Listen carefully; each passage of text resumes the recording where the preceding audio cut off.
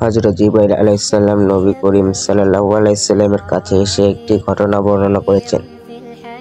এক ব্যক্তি পাহাড়ের উচ্চ চূড়ান্ত 500 বছর ধরে আল্লাহ পাকের ইবাদত মশগুল ছিল।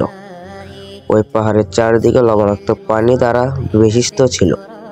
আল্লাহ তাআলা তার জন্য পাহাড়ের অত্যন্ত সুপের পানি, বার্না এবং একটি আনার গাছের সৃষ্টি করেন। প্রতিদিন সেই ব্যক্তি আনার ফল খেত এবং পানি পান করত, আর এই পানি দিয়ে ওযু করত।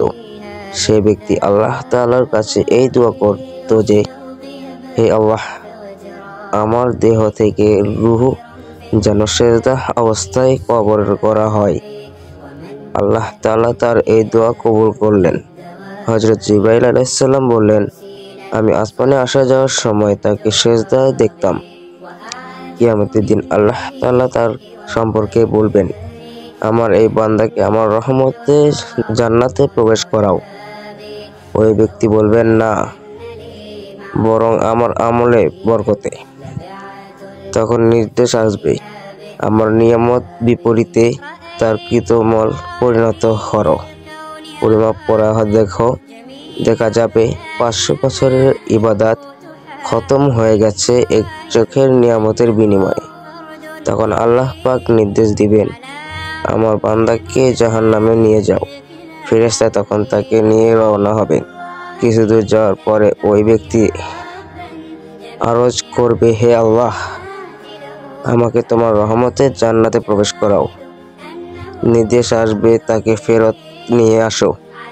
আল্লাহ পাকের নিকট ফিরিয়ে আনার পর তাকে নিচের প্রশ্নগুলো করবে। প্রশ্ন 1, তোমাকে কে সৃষ্টি করেছে? ওই লোকটি বলবে, আল্লাহ, আপনি। এই কাজটা তোমার আমল না আমার রহমতের বরকতে হয়েছে। আপনার রহমতে। তোমার 500 বছর ইবাদত করার শক্তি ও তাওফিক কে দিয়েছে? হে আল্লাহ, আপনি। সমুদ্রের মাঝে পাহাড়ের ওপর তোমাকে কে পৌঁছিয়েছে? লবণাক্ত পানি মাঝে সুপের পানি অবস্থা কে করেছে? আনার গাছে কে সৃষ্টি করেছে? তোমার দরখাস্ত মোতাবেক সেজদার মাঝে কে তোমার রূহ কবর করার ব্যবস্থা করেছে? হে পরম দয়াময়, আপনি। তখন ইরশাদ হবে, এইসব কিছু আমার রহমতে হয়েছে এবং আমার রহমতেই তোমার জান্নাত দাখিল করেছে।